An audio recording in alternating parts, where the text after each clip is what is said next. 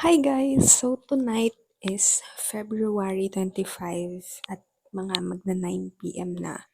Nakatapos lang namin mag-meeting. I'll be packing the things that I'm gonna be bringing tomorrow sa face-to-face class. So 7 a.m. ang class namin. Hulaan kung sinong malilate.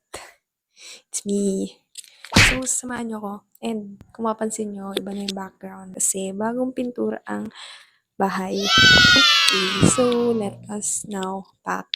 Ayan, so kung makikita nyo, green pa to at ito pa lang ang yellow. Kasi ito pa lang yung napinturahan. Anyways, tissue, wipes, let's spray. Mouth spray pala. What? Rule of thirds. Please. Ito naman ito usually dinadala, pero nakaraan kasi, nagpadala yung prof namin ng mga pang-drawing at panulat. So, nagdala ako fan. Lobat na rin to. So, di ko muna siya ilalagay. Ilalagay ko siya dito sa mga maka-charge pa na gamit. Siyempre, para saan ang pagpasok kung walang notebook? Para sa baon po. Ito, ang laman lang nito ay bookmarks, sticky notes, pins, tsaka pictures in case din na kailangan dinadala ko siya lagi. Yes, wipes.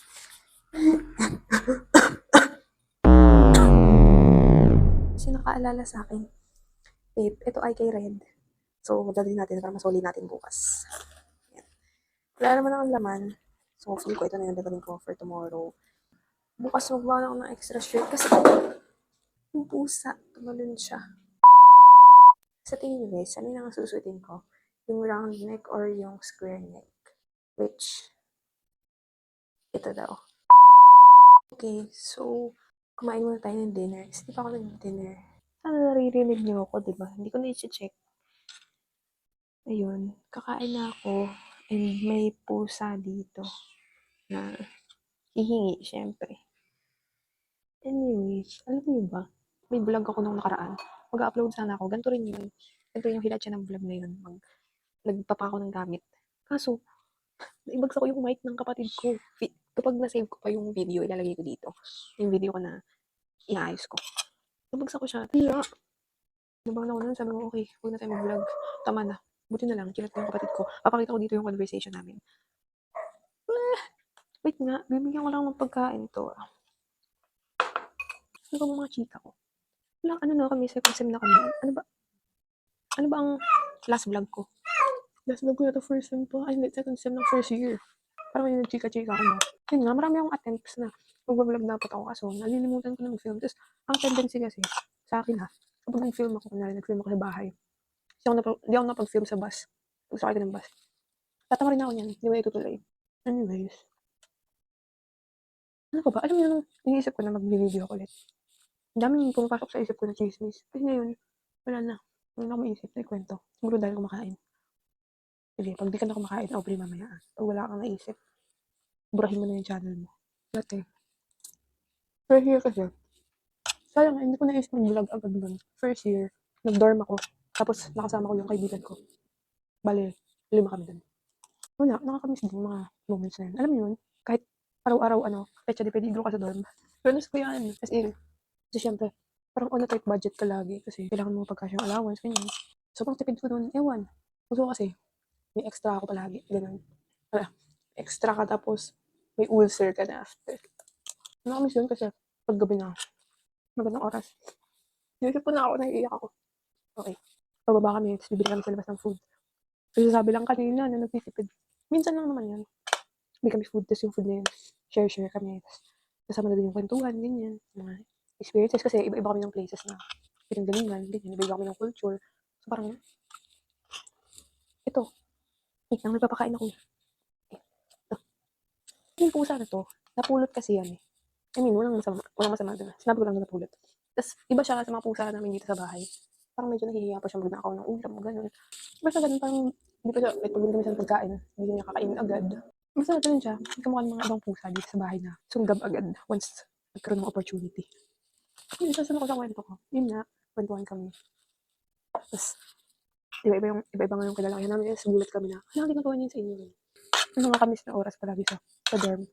Kapag walang pasok, tapos ang mga oras, 3 p.m. hanggang 5 p.m. ganyan. Ikaw lang mag-isa. So, na-experience ko, ako lang mag-isa. Pasok sila ngayon, o wala sila sa dorm. Ako lang. Sila, parang ang tahimik, gano'n. Tapos, may daga. Charot, wala. Cheese, meron madami. Na ako kumain. konti lang kumain paggabi. Ikalat pa. Kasi, number 1, ano ko, biktima ako ng constipation. As in, ako ang top 1 constipated sa lahat ng tao sa Pilipinas.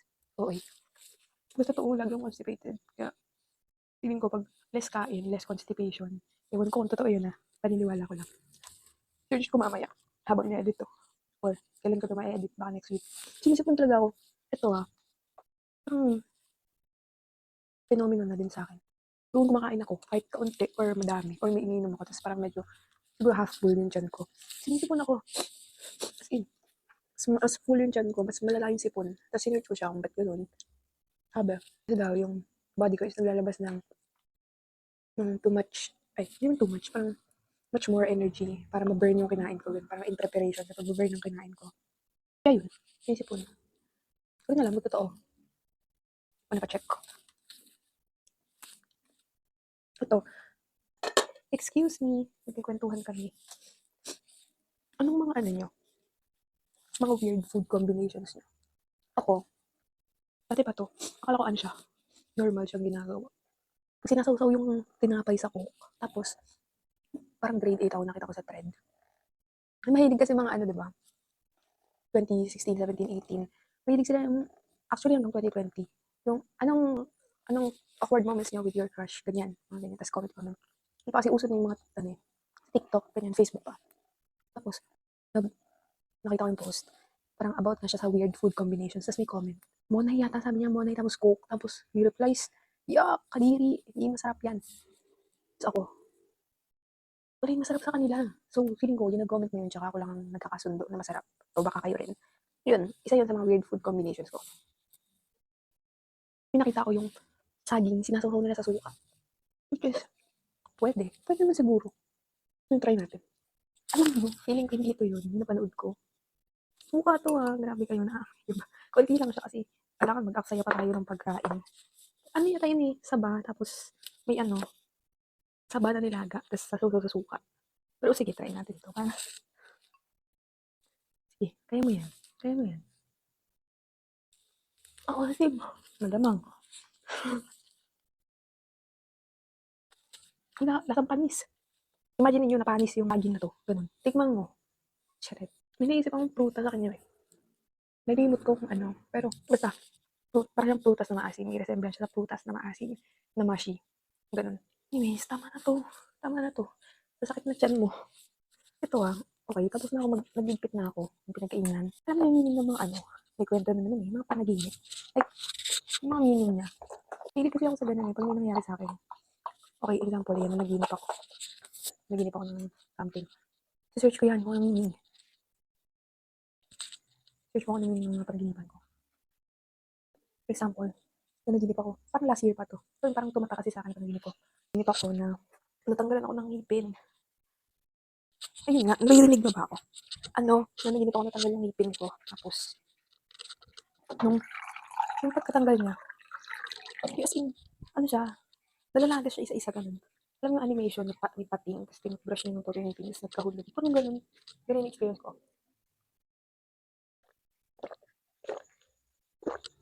Tapos, sinerch ko yun.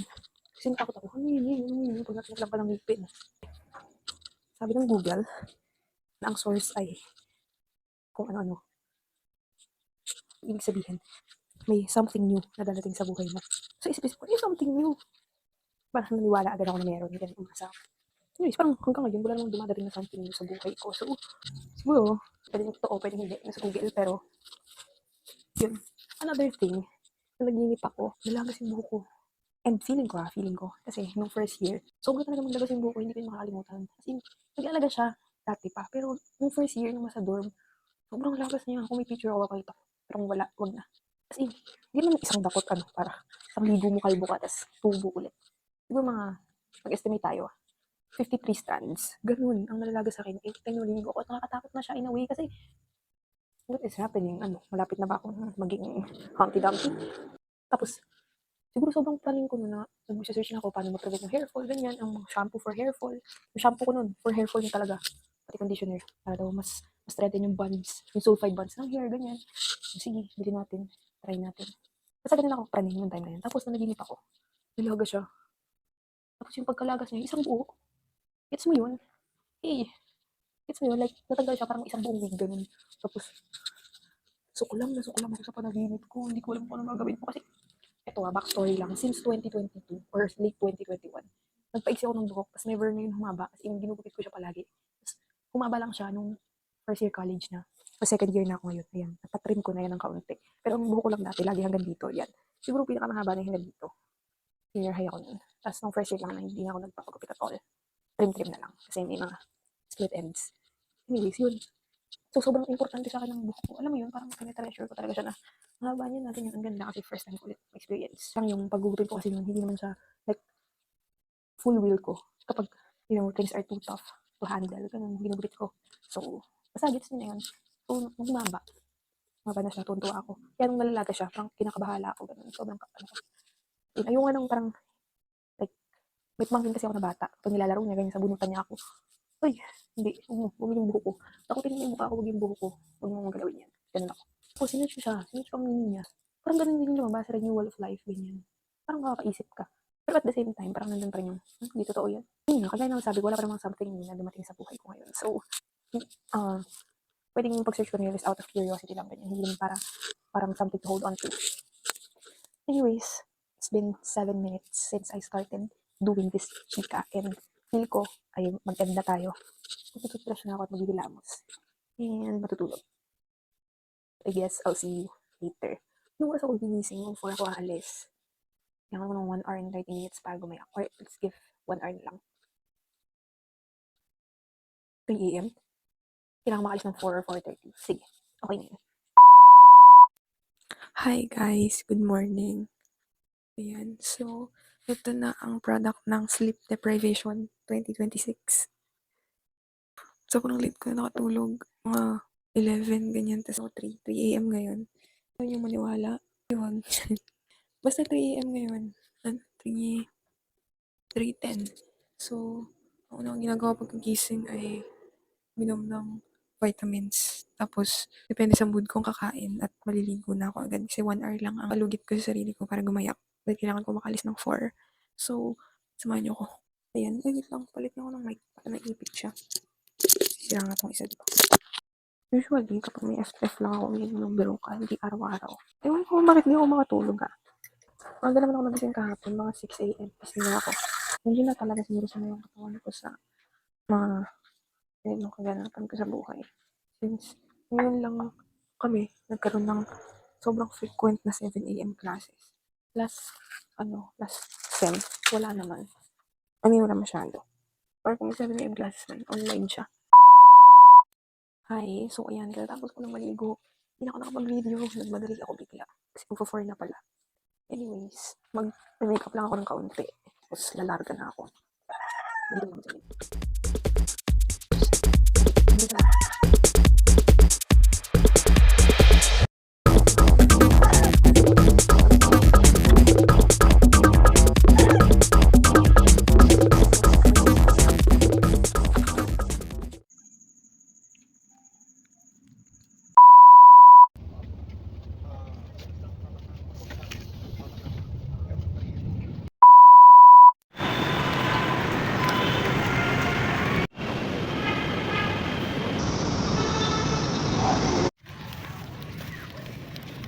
Guys, good morning ulit.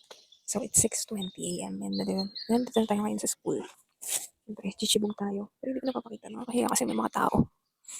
Pero ito yung pagkain ko. Yan. So, see you mamaya pagpapakyat na. Morning! Yes. Hi guys, we're here sa... Ano tawag sa lugar na to, Bes? No, catwalk. We're here in Hello, dala mo yung mic. Marinduque. Ayan, hello. Sana naririnig ako. So, ayan, katatapos So, we're na. gonna go now. Uy, di ba lalabas na tayo? Sorry. Bibili na tayo ng tinapay. Yes. Dubai Chewy Pookie. We're going to traverse in the Traverse. wild and what do you call this? Treacherous journey in the Werewolf Street. Kulang kami kung napapansin nyo. Yes. Tatlo lang kami. Why? Why oh why? Hindi na siya naabot sa vlog. Actually, Werewolf at an emergency. yes, the other gay is... Ayan, may ice cream mo! Ayun, may ice cream. No, para. Bakit may text? Ay, wait lang. May text tayo dito What nakasama. happened? There's a cat. May ipakita ang pusang buntis. You are. The mother that you Yes. are. The cat. That's what? Are you buying? Something. Okay. This is the other friend, the other werewolf. The other werewolf. That's gonna go home now. Can you introduce yourself for the introduction? This is my vlog. This Hello. is my vlog. Good evening. Good evening. Sobrang emo eh, no? Di ko na- Anyway, this is the other werewolf that we are talking about. Yes. We are And here that's the witnessing. Ano binibili niya? Hindi ka na. Di ba cravings mo yan? Ice Hindi, cream. actually gusto ko muna nung tinapay bago ako mag-ice cream. Para. Ganun lang tinapay. magbuntis. Kuya, gano'ng katagal na kayo nagtitinda? 40 years. Tagal na. Sabi ng gitna ng daanan namin, may sabiya. Ganito ang daanan. Saka marami pa natin mga araw. No! Nag-aaral na kasi ako guys, kaya medyo matungal na ngayon. Yun, wala na. Bagong buhay na po kasi ako. Thank you Thank you po. kuya. Itadaki Maes. Bye! Sobrang init, utang ina. Episode 5, init. Chef, Sara Desert Santa Maria. So yun, may gusto akong tanongin. Yes. Makikita nyo naman.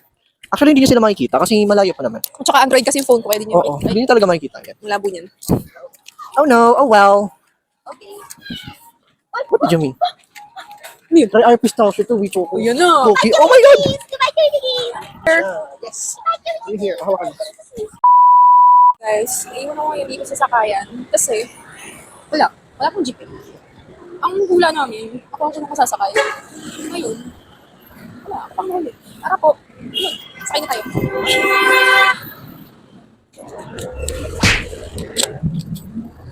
Bye guys. Bayad po, makiabot na ako. Salamat po.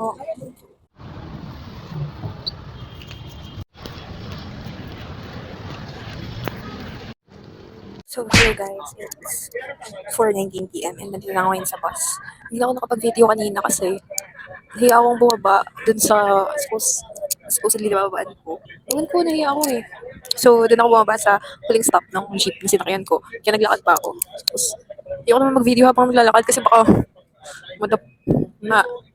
kasi baka mablot yung phone. Ayun, so pauwi na tayo. Bus na lang, isang bus, tapos isang jeep na lang mamaya and sa bahay na. Gusto ko na matulog. Anyways, hindi rin ako nakapag-vlog masyado sa school kanina, pero around 8 a.m. nag-start na yung class. Tapos, natapos siya magti-10:30 na. And then, nag-online class lang kami hanggang mga 12. Tapos, naglaro kami ng ML, kaya nga hindi nakapag-video kasi, syempre, gamit ko ito pang laro. Tapos, tumikim kami ng Dubai Chewy Cookie. Ano kasi nagtitinda doon malapit sa school, tikman namin. Okay lang, 7 out of 10. Tapos, ito ang ginawa namin. Yun lang, may vlog naman ako kanina nung nasa jeep, diba? Yun na yung nangyari after. So, ayun, see you later guys. Feel ko di na ako mag-vlog, matutulog ako. Yun, bye! Guys, so 7:30 p.m. na. Kararating ko lang. Tayo sa kapatid ko para makalibre ng pamasahe. Anong tinatanong mo? Si Melody. Ano tinatanong mo sa akin kanina? Si ano po, si Saan ako galing? sa Manila po. Ba't ikaw sumagot? Ano ba ang tanong mo? Ito na.